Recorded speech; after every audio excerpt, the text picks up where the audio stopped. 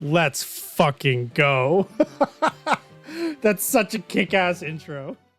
Castlevania Aria of Sorrow was released in May 2003 for the Game Boy Advance. It was produced by Koji Igarashi, who had become the head of the Castlevania series since the release of Symphony of the Night some years prior. This is the fourth Metroidvania-style game in the series, the third on the GBA, and the second of those done specifically by Igarashi's team. Unlike most Castlevania games, which take place in the past, Aria takes place in the near future of 2035, where a foreign exchange student named Soma Cruz in Japan is going to a shrine to view the solar eclipse with his childhood friend Mina. Once there, however, both are transported to a mysterious castle, where a man named Genya Arikado, actually Alucard in a modern disguise, tells Soma to essentially find out what's going on while he tends to Mina. Armed with a knife and the mysterious power to absorb the souls of the monsters he faces, Soma sets out, beginning the game.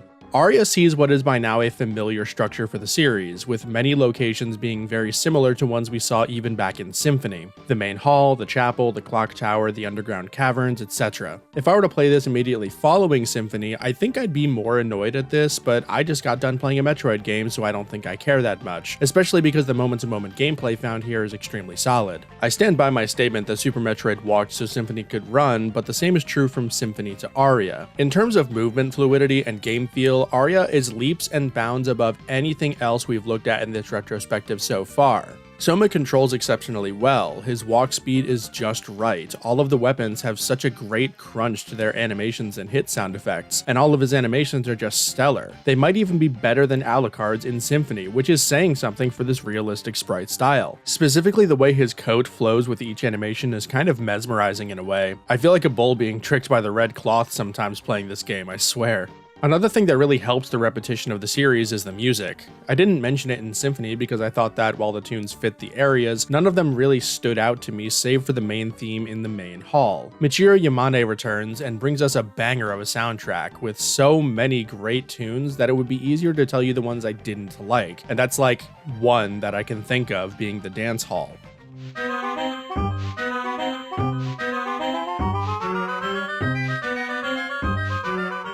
Everything else is a bop to the man. Particular praise goes to the main hall and well, it's a spoiler, so I'll mention it later, I guess. As you go through the castle, Soma will meet three important characters. Graham is an aristocratic man who reveals to Soma that this is Dracula's castle. He informs him about the eternal battle between the Belmonts and Dracula, where the greatest Belmont defeated Dracula once and for all in 1999. Yoko Belnatus is a member of the church and the descendant of Sypha Belnatus of Castlevania III Dracula's Curse, making her vaguely related to the Belmonts as well, fun fact. She is in pursuit of Graham, who believes that he is the reincarnation of Dracula that was prophesied to appear in 2035 during this exact solar eclipse. Finally, there's Jay, an amnesiac man who felt drawn to the castle for reasons unknown. Later, he's revealed as Julius Belmont, the man who sealed away Dracula in 1999, come to do so again should he be reincarnated. All things come to a head at the top of the castle, where Soma confronts Graham, who attacks him due to having his property, those being the monster souls that you've been collecting throughout the game. Upon defeating him, the energy he held causes the castle to disappear back into the solar eclipse, spitting everyone out, with Dracula's castle set to rise again in the near future. This is the default ending of the game, achieved when you get the bat transformation in the arena and then confront Graham immediately. This is also the bad ending, as you don't learn anything about the mystery surrounding the castle or about Soma's powers. This is where we can shift over to gameplay, however, before we go into what you're supposed to do. Each of the GBA titles in the series have included some modifier to add onto the traditional formula of gathering equipment and relics. In Aria, this is the tactical soul system, where all enemies have a random chance to relinquish their souls so Soma can use their power. This is how you access your sub-weapons and other secondary attacks with up plus the attack button, as well as your transformations with the R button, and passive effects like interacting with water, each split into red, blue, and yellow categories of souls. This is a genuinely great system that could have used one more pass in the quality of life department. I have two major complaints where your mileage may vary, and some of the ways the system interacts with the rest of the game is where most of my actual issue lies. To start with the game itself, it's a random drop system, and that's boring since the game isn't designed around making grinding engaging. You end up just going in and out of the same room, killing the same enemy over and over until you get the soul, and this can take upwards of 10 to 15 minutes or more depending on the enemy. This formula isn't necessarily a losing one, just look at the Monster Hunter franchise, but the difference is that it's combat system was designed around engaging grinding for better materials over the course of a playthrough, whereas Aria's combat was primarily designed as a means to an end for exploration. So having to stop and mindlessly attack the same enemy over and over doesn't feel in line with that philosophy. I think a more elegant solution would have been to have a third bar aside from health and magic, where if filled by attacking enemies or maybe by using magic spells, you could execute an attack which guarantees a soul drop. Make the bar fill relatively slowly so you have an incentive to prioritize certain enemies, while cutting out needless grinding for players that know what they're doing. The other major issue I have is that many of the sub-weapon souls aren't good or interesting. Soma has a much expanded weapons arsenal compared to Alucard or even his GBA predecessors. Coupled with his great movement, you're not really starved for angles of attack or a specific effect, which many traditional sub-weapons are designed to account for. The dagger for long range, holy water for stun, axe for the upwards angle, etc. The only thing missing from Soma's base weapon set is a good long range option, and while there are plenty to choose from, the need doesn't arise enough to really justify the continued or preferred use of one soul or another. Just use the ones with the most damage. There's no functional difference between the dagger and the lightning bolt aside from that. Both hit full screen after all. In terms of quality of life, my only complaint is a lack of a quick change. Since souls are the way you access things like the bat transformation and the ability to dive underwater, constantly going in the menu to change them out gets tedious pretty early on if you're backtracking heavily. This is a feature added in later editions of this system, being in Dawn of Sorrow and Order of Ecclesia, meaning I can't really complain about this too hard as a critic since,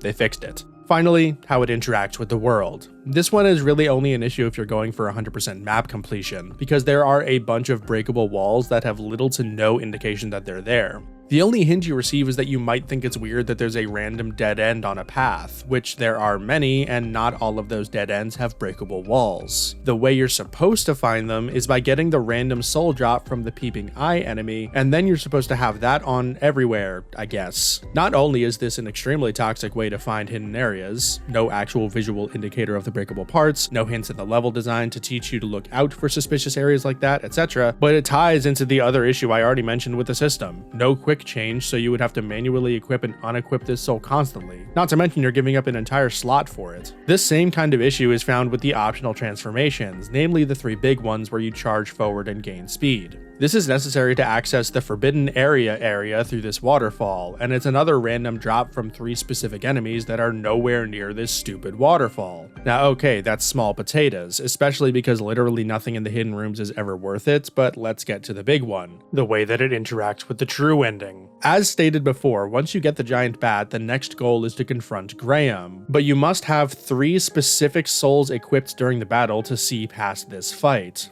Those are the giant bat received through gameplay progression, so that's fine, but also the flame demon and the succubus. The succubus I'm more lenient with because you fight multiple of them in the final area before Graham himself, but the problem still arises that you have to rely on not 1, but 2 random soul drops to see the whole game. This is a decision that baffles me to no end. Why is it that you can't just explore the whole castle and get those souls naturally through exploration? I'm seriously wondering if it's a dev time issue here, because I can't believe they would willingly regress the formula in this way, when they already had this down pat in Symphony of the Night with the ring into Holy Glass's scavenger hunt to get to the inverted castle. As it stands, aside from a few janky bosses, this is the one true, unabashed blemish on Aria of Sorrow. Thankfully, unlike a bullshit area or difficulty wall, this is a blemish that can be smoothed over on subsequent playthroughs, as well as the aforementioned souls for optional map completion. I'd say that's a good record, because everything else about the game is fantastic. Once you confront Graham with the 3 required souls, upon his defeat, Dracula's power will surge into Soma. Graham wasn't Dracula's reincarnation, it was Soma all along, and Alucard knew it. He chose to allow Soma to accumulate power after failing to stop him from being drawn into the castle, in the hopes that Soma would be able to overcome the chaos within Dracula's soul and use his dark power to seal away that evil forever. Less convinced is Julius, who appears to Soma before he can enter the chaotic realm. Belmont and Dracula do battle once more in a genuinely fantastic encounter, where you get to feel just how powerful the Belmont clan is from the receiving end.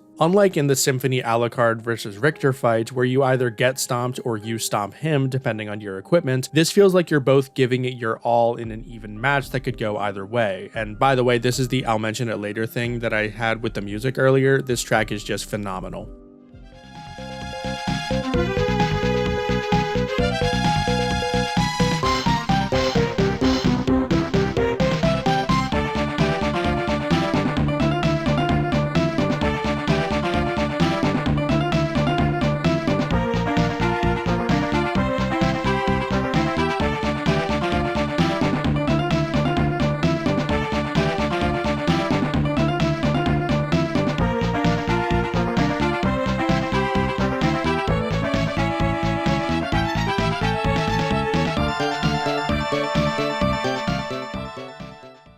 In general, though, the boss encounters of Aria have been a marked improvement in the Castlevania series, with more of a focus on reading tells and punishing rather than cheesing through item or equipment use or relying on a good boss pattern. It's not necessarily a first for the series, even Symphony had a fair amount of this despite its general combat looseness, but there was a noticeable step forward in the deliberateness of the combat, a welcome change. I guess a way to put it is that this is far closer to a Castlevania Hollow Knight, if that makes any sense. In the end, Soma defeats Julius, who held back after sensing that Soma's soul still lay within Dracula's. Julius makes a promise to Soma that should he fail to defeat the chaos and succumb fully to Dracula's dark influence, that he would finish the job, before allowing Soma to pass. Should you die during the final battle, we do see that future come true, by the way. However, the canon ending sees Soma being encouraged by his friends and allies in a very Fire Emblem way, before defeating Chaos, destroying Dracula's castle and returning it into the Eclipse, and returning to his normal life with a newfound sense of self. I think that Aria of Sorrow is a fantastic game, easily a strong 7 to a light 8, if not higher in its best moments. That said, it's also very short. Even going through very unoptimally, I achieved 100% map completion in about 9 hours on stream with deaths and some soul grinding for ones that looked interesting.